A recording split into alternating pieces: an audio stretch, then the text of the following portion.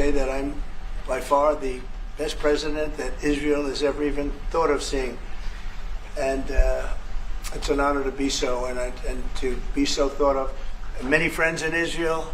They are not in an easy area. It doesn't go easy, but we are helping them. And likewise, they've been helping us very much. And so we'll see how it all works out. But we had great discussions today, I think, on the obvious subject of Iran, and also the less obvious subject with respect to Israel, and that's trade. And I think the Prime Minister is going to tell you a little bit about trade and what they're doing for the United States. So I want to thank you all for being here. Thank you very much. And thank you. Benjamin, thank you very much. Thank you, Mr. President. Thank you, Don. Thank you. Mr. President, I want to first thank you for inviting me again to the White House. You've been a remarkable friend of the State of Israel. You stand by us. You're standing with us. You are a great, great champion of our alliance. And you actually do the things that you say you do. And I think that people respect that enormously. I certainly do, and the people of Israel do. And I think the Jewish people do as well. We just saw your representative in the Department of Justice fighting anti-Semitism, standing up for Israel in international forums. I just want you to know from the heart, it's deeply, deeply appreciated. As you said, we had the opportunity to talk today about many subjects. First, if I can mention tariffs, it's a subject of some interest today. I can tell you that I said to the President a very simple thing. We will eliminate the trade deficit with the United States. We intend to do it very quickly. We think it's the right thing to do. And we're going to also eliminate trade barriers, a variety of trade barriers that have been put up unnecessarily. And I think Israel can serve as a model for many countries who ought to do the same. I recognize the position of the United States. It says, we're allowing other countries to put tariffs on us, but we don't put tariffs on them. And, I'm a free trade champion, and free trade has to be fair trade. And I think that's basically the position that you have put forward, Mr. President. We are going to eliminate the tariffs, and rapidly. I had the opportunity to speak to Secretary Lutnick yesterday. We talked about how we could effect this quickly, and I hope to bring a solution very quickly. We're not talking about intentions. We're not talking about just words. We're talking about results. And those results are going to come in. That's the first. Thank you very much. It's very nice. Thank you. Thank you. Mr. President, what about the hostages here? Well, What about the Let him hostages? I finish. didn't finish. We didn't begin. We spoke about not only the hostages, but about Gaza. The hostages obviously is a human story of just unbearable agony. I speak to the families. I spoke to them yesterday. Spoke to another one when I was in Hungary before I came here. I speak to them every day. They're in agony. The hostages are in agony, and we want to get them all out. Steve Witkoff, was President Trump's very able representative, helped us get a deal that got 25 out. We're working now on another deal that we hope will succeed. And we're committed to getting all the hostages out, but also eliminating the evil tyranny of Hamas in Gaza, and enabling the people of Gaza to freely make a choice, to go wherever they want. I mean, they should have that choice. And the President put forward a vision, a bold vision, which we discussed as well, including the countries that might be amenable and are amenable to accepting Palestinians of their free choice if they choose to go there. And I think that's the second thing that we discussed. But the hostages came right on top. We also discussed the situation in Syria. We've had neighborly relations with Turkey that have deteriorated, and we don't want to see Syria being used by anyone, including Turkey, as a base for attack in Israel. Turkey is a country that has a great relationship with the United States. The President has a relationship with the leader of Turkey. We discussed how we can avoid this conflict in a variety of ways, and I think we can't have a better interlocutor than the President of the United States for this purpose. And of course, we also discussed Iran. look, we're both united in the goal that Iran does not ever get nuclear weapons. If it can be done diplomatically in a full way, the way it was done in Libya, I think that would be a good thing. But whatever happens, we have to make sure that Iran does not have nuclear weapons. That's the end of my speech. Mr. President, many Israelis want Just to to know add to what that, is your we're specific having plan direct getting all talks the with. hostages Wait a out? minute. Wait. We're having direct talks with Iran, and they've started. It'll go on Saturday. We have a very big meeting, and we'll see what can happen.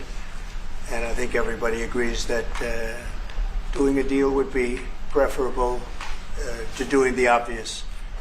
And the obvious is not something that I want to be involved with, or frankly, that Israel wants to be involved with if they can avoid it. So we're going to see if we can avoid it. But it's getting to be very dangerous territory. And hopefully those talks will be successful. And I think it would be in Iran's best interest if they are successful. We hope that's going to happen. And we had just a lot of good talks on a lot of things. I appreciate very much what you said about the tariffs. We've been ripped off and taken advantage of by many countries over the years, and can't do it anymore. We just can't do it anymore. We can't be the stupid people anymore. And it's all because of the people that sat in the seat right here. Not your seat, but this seat. They allowed things to happen to our country that they shouldn't have allowed to happen on trade and other things, many other things. I mean, look at what's happened with our last president, where he allowed millions of people to come into our country with an open border. Who would want an open border? How stupid is that? But he allowed millions and millions of people, and of the millions, and I think it was 21 million people, but let's say 3 of them were serious criminals, serious murderers and drug dealers and gang members and people from jails. All the jails emptied out right into our country, right along the open border on Mexico, generally the Mexico open. They came in from Canada too, by the way, a lot. But generally speaking, on the southern border. And what a shame it is that we are now working very hard to get them out, get the criminals out, get the murderers out, the drug dealers, the mentally insane, get them out. They dropped the mentally insane in our country too.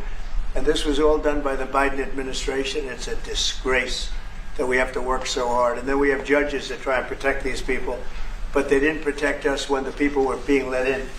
But to get them out is never easy with these people. So I think we're doing a great job. The border is the best it's ever been. It's even as strong as it was. I had a great, solid border. I think it might even be tougher right now and stronger. So people are coming into our country, but they're coming in legally. We have a legal process, and we have that moving along properly, because we need people to come into our country, but we want people that can love our country and cherish our country. So that's where we are. And with that, any questions?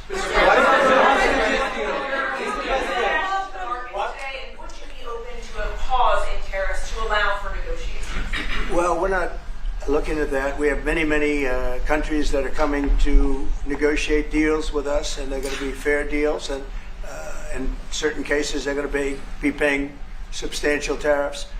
They'll be fair deals. As you know, I spoke this morning with the Prime Minister of Japan, and we had a very good conversation. They're coming. And I said, one thing, you're going to have to open up your country, because we sold no cars, like 0 cars in Japan, and they sold millions of cars into our country. They don't really take our agriculture, a little bit of it just to keep us slightly happy, but they don't take what they're supposed to be taking. So we have a great relationship with Japan. We're going to keep it that way, but they're coming in to meet, and other countries are coming in. With China, as you know, against my statement, they put a 34% tariff on above what their ridiculous tariffs were already.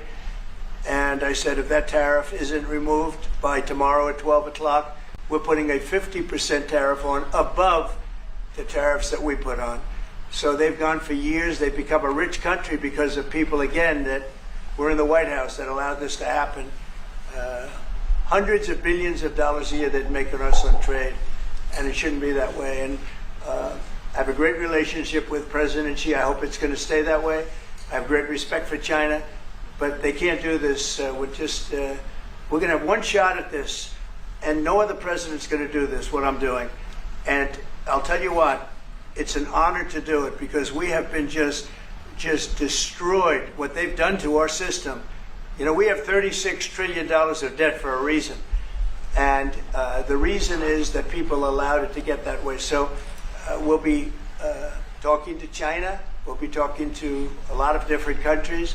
And I think, you know, if we can make a really fair deal and a good deal for the United States, not a good deal for others. This is America first. It's now America first. And we didn't put America first. We put America last. The people that were in the Oval Office put America last, and we're not going to stand for it. Yeah. What about the hostage agreement? Go ahead. Who's going to represent the U.S. in the talks with the Go ahead. Two questions. Do you expect any of these deals to be made before April 9th? And secondly, there have been some mixed messages from your administration.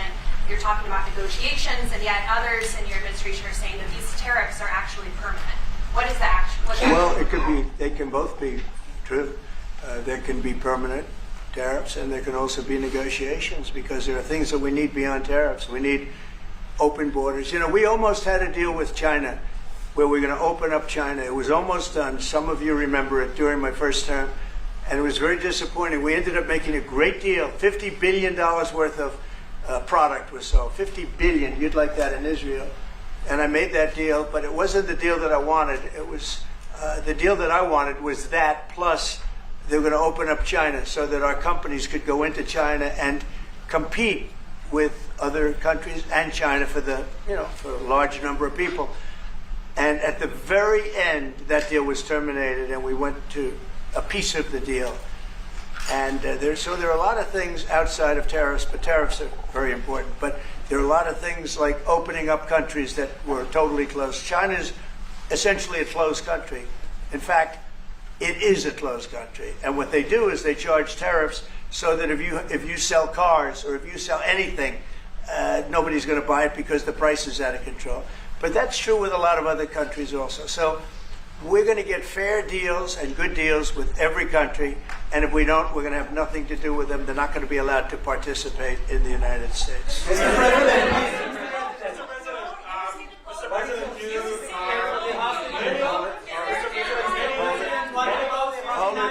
Hold it. Just relax. We have time. This gentleman is all day long. Mr. President, many of thank you for the Go ahead.